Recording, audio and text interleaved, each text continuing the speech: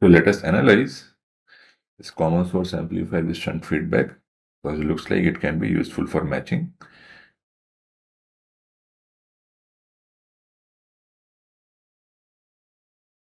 CSA with shunt feedback.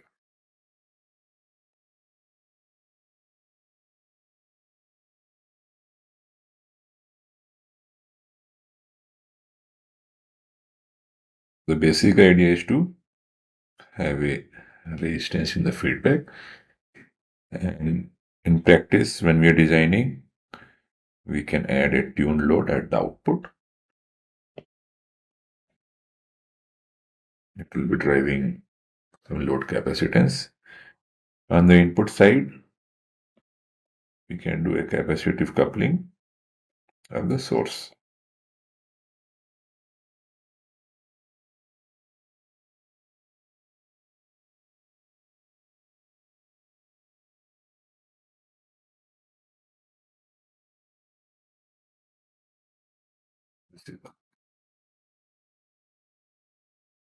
For the analysis, we can do some simplification.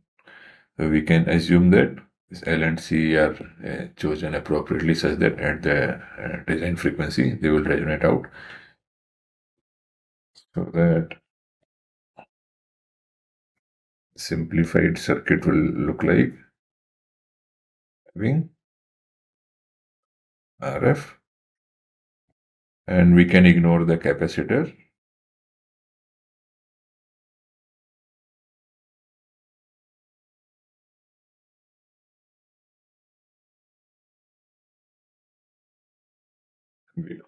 RF. This MOSFET is biased in saturation with a transconductance of G. So here we are also ignoring the output impedance of the MOSFET just to again simplify the analysis. Okay, so let us quickly find out two important things. First is the looking at impedance from the source side, and then what is the gain. So this R in. If we see this R in, when there is no output impedance, then looking in impedance will be just equal to 1 by Gm, because every time you have a voltage at this node, this voltage will result in Gm times that Vx current. So the looking in impedance is going to be 1 by Gm. Shunt feedback helps in making the looking in impedance much lower compared to the common source amplifier. In our case, it's equal to 1 by Gm, and this should be set equal to Rs for matching. Okay, so we'll choose 1 by Gm to be equal to Rs. And now let us look at the gain. So for the gain,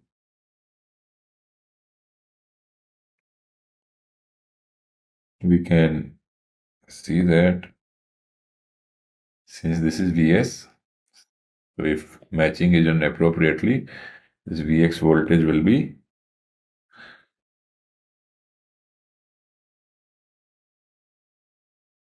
equal to Vs by 2 when there is a matching. This is Vs by 2. We can also see this current is going to be Vs by 2 divided by Rs, because matching is maintained. So the V0 can be very easily derived to be equal to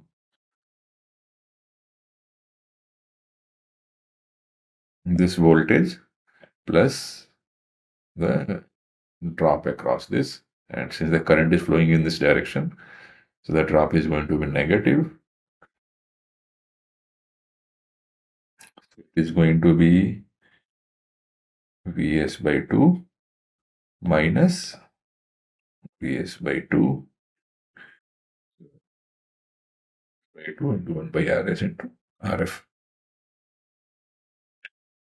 implies the VO by Vs gain to be equal to 1 by 2, 1 minus RF by RS. Again, we will see that if we want to keep the gain to be high, we will try to choose this RF much higher than RS.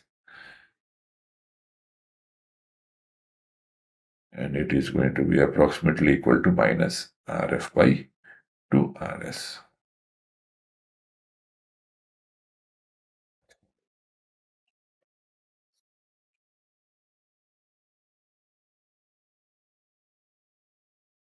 So now we have got the expression for gain as well as the input impedance.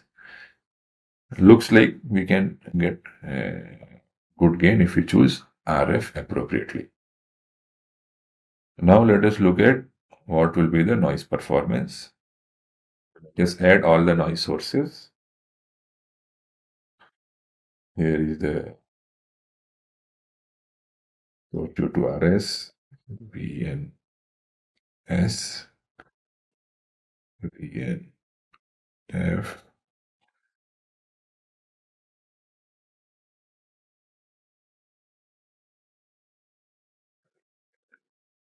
E. To find the noise factor, first we can find the total output noise.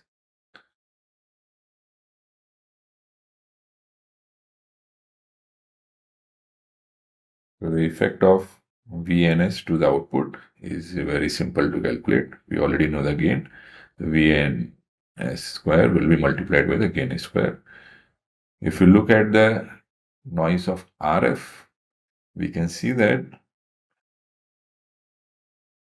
this when there are no other sources, only VNF is present, then there won't be any current flowing in the circuit, and as a result of which this VNF will appear as it is at the output. We need to understand the impact of I and D at the output.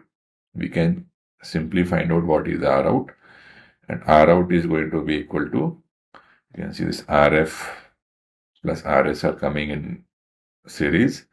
Along with that, there will be some current which will flow into the GM. And the current which will flow into the GM will be decided by what is the gate voltage. So, this looking in impedance will be higher than 1 by GM because this entire the drain and gate are not shorted. So by doing a simple calculation, we can find that this R out to be equal to this RF plus RS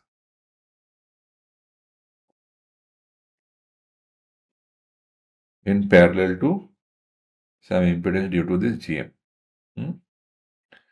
And it is not just 1 by GM, it is going to be higher than 1 by GM. And this reduction can be figured out by looking at this impedance division. So you can do simple calculation to find that this impedance due to the GM is going to be equal to RF plus RS by RS into 1 by GM. So this is going to be the overall output impedance. In the GM, we are choosing to be equal to 1 by RS. So it will become just RF plus RS parallel RF plus RS, which will be RF plus RS divided by 2. Okay. So this output impedance is important because it can help you in finding what is the noise contribution due to the MOSFET. Now we can write the total output noise.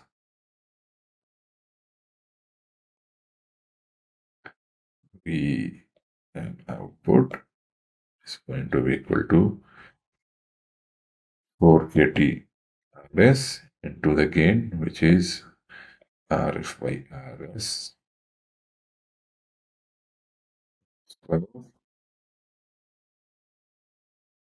plus the noise due to RF, which is 4kT RF as it is, plus the noise due to the MOSFET 4kT gamma GM into the Rout square, which is RF plus RS by 2 whole square. So to find the noise factor, see, it is going to be just 1 plus 4kT RF plus 4kT gamma GM RF plus RS by 2 whole square divided by 4kT RS RF by 2 RS whole square, which is equal to 1 plus. So by doing some simple calculation, you can see it will be plus 4 RS by RF plus, here we can ignore RS when comparing with the RF.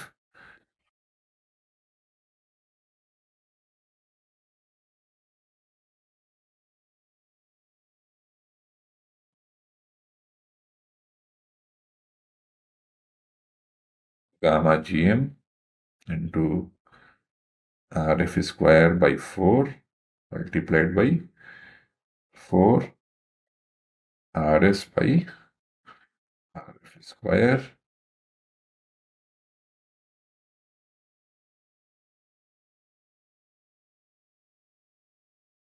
we can simply write it to be equal to 1 plus 4 RS by RF plus gamma, because we have chosen GM into RS to be equal to 1 for matching.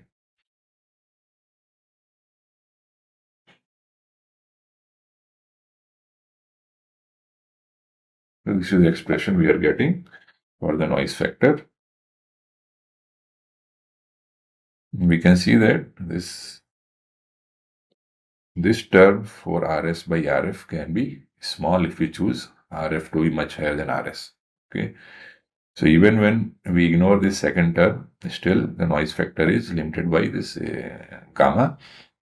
And most of the time when we are working on the current technology node, we find this gamma is approximately equal to 1.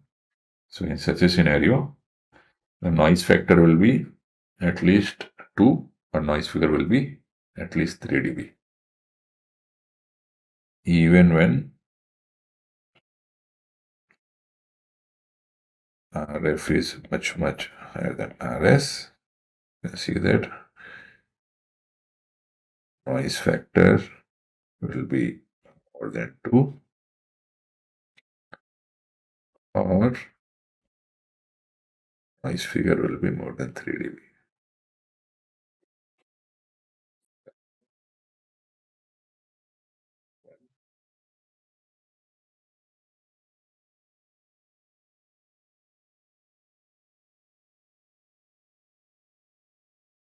Even when we are doing this resistive feedback, so the idea was this is different than just adding a resistance at the input of a common source amplifier. But turns out that even in this scenario, the noise figure is actually following the same constraints that we had for the common source amplifier with simple resistance at the gate. Let's look at another very popular amplifier which actually has a low input impedance called as common gate amplifier.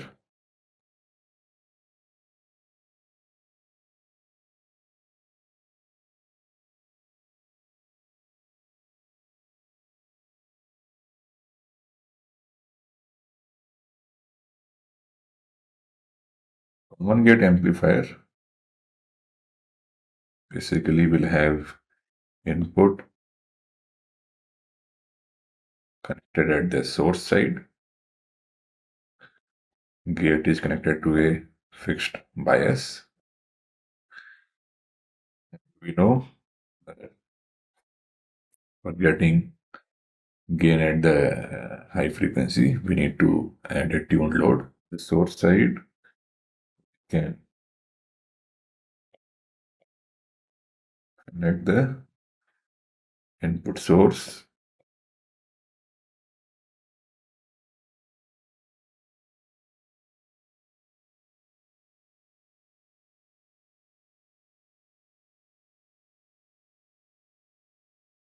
There can be other biasing technique where the DC current did not flow through the source, and we can provide an alternate path through a current source while coupling the source using a capacitor to this common gate amplifier. If we simplify the circuit for incremental analysis, we can just model this entire output as some real impedance at the operating frequency.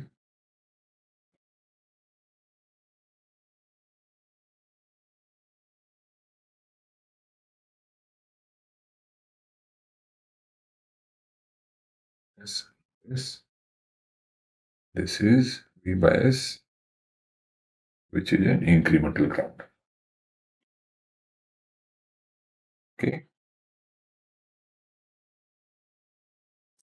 First thing is the input impedance. And then we will find what is the gain. We know that a common gate amplifier,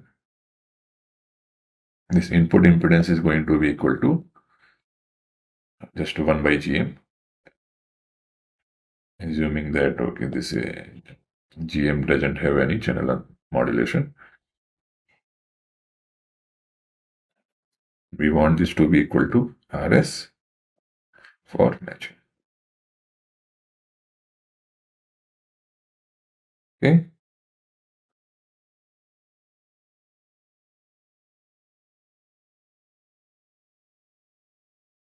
In this scenario, if you want to find the output V0 in terms of Vs, it's very simple. You can see that this is also equal to Rs. So the current flowing from the Vs will be Vs by 2 Rs. So it is going to be equal to R0 by 2 Rs. And this gain can be again pretty high. This R0 is much higher compared to Rs.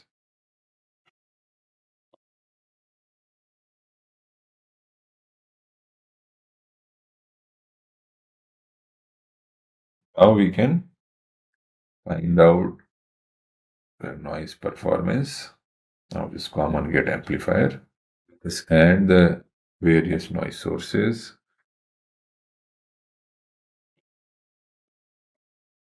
This is due to the Rs.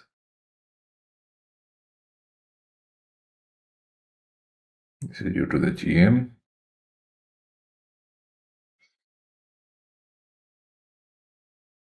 The output R0, let's say this R0 is as a result of the resistance of the or the loss in the inductor. So in such a scenario, we will be having the noise coming from the inductor as well.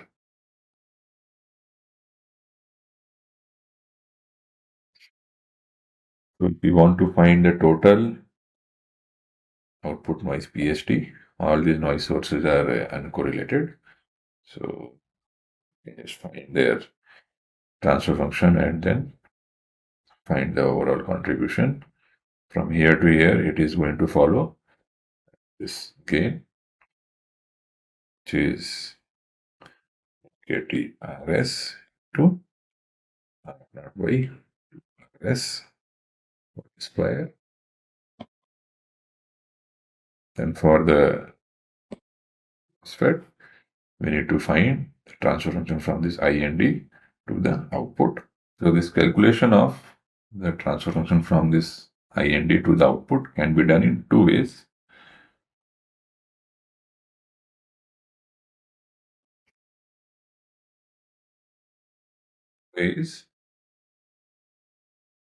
We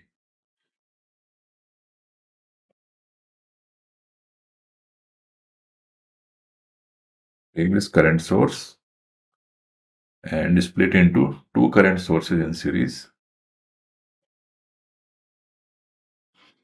And this intermediate node we can connect to any node in the circuit.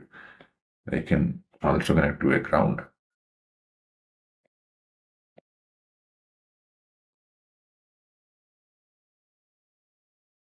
So the circuit doesn't change, but now what I can do is I can find the effect of IND at the output. Just call it IND1 and then IND2. And then I can find out what will be the total V0 because of both of these current sources, which will give me the transfer function from IND to the output. So if I do this analysis, I can see that from IND1 to the R0, we call it V01, is simply IND1 to R0. Whereas if I look at this IND2, this IND2 is like current going out from this node and looking at impedance towards the mass is actually same as looking down, because we have chosen it to be equal to RS. So half of the current will go toward the MOSFET, will come from the MOS, half will come from the RS.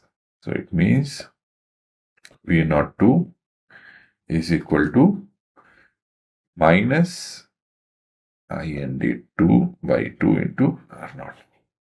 So it implies V0 due to IND is going to be summation of these two, and both are equal. IND1 is equal to IND2.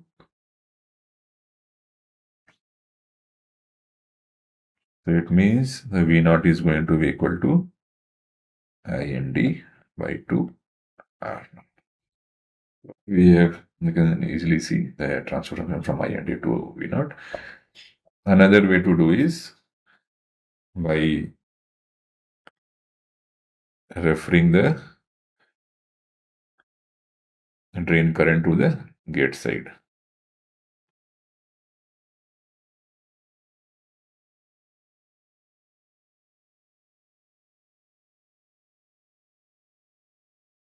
This becomes equivalent to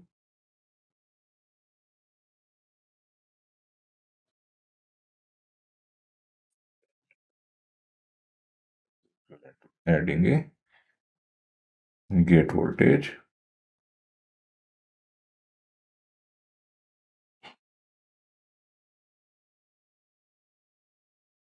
is IND by GM. So once we have done this transformation, now from this voltage source we can directly find the V0. It's a simple source degenerated transconductance. Okay, so the V0, if we find from here, will be equal to, scenario will be GM divided by 1 plus GM RS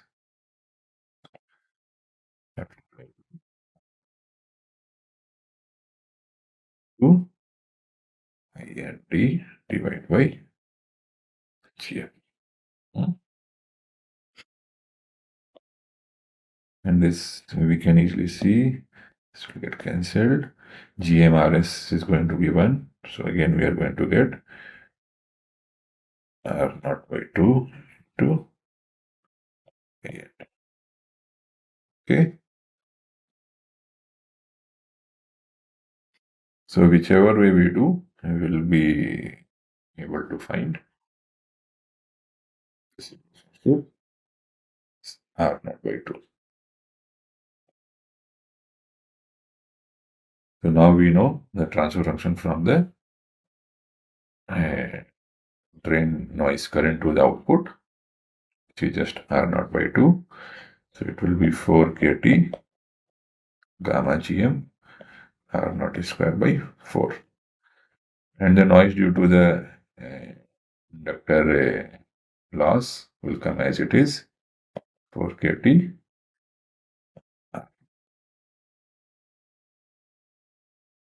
So now once we have found the output noise, we can now calculate noise factor. So 1 plus is noise due to the MOSFET, which is 4 kT gamma gm R0 square by 4 plus 4 kT R0 divided by 4 kT Rs R0 square by 4 Rs square.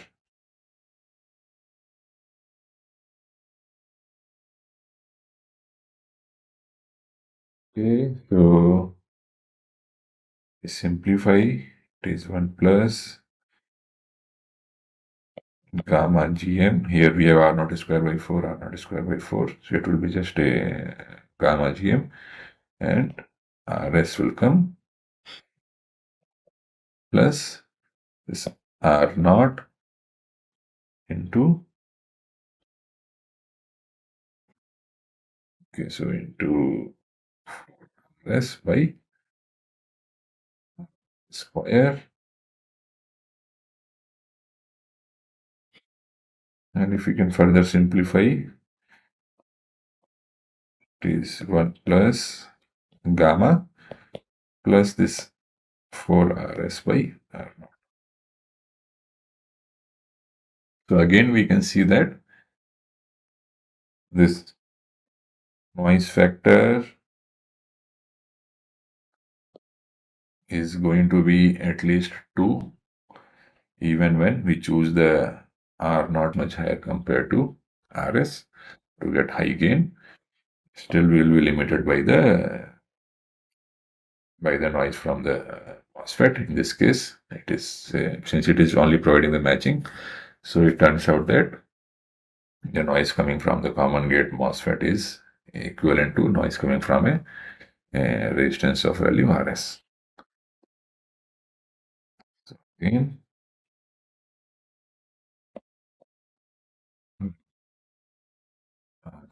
it's much less.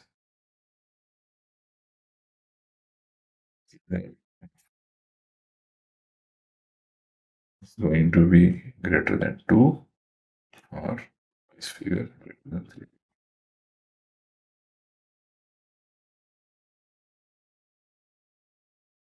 3. So far we have seen multiple configurations, and till now we are not able to get a architecture where we can get good matching while making sure the noise figure is lower than 3 dB.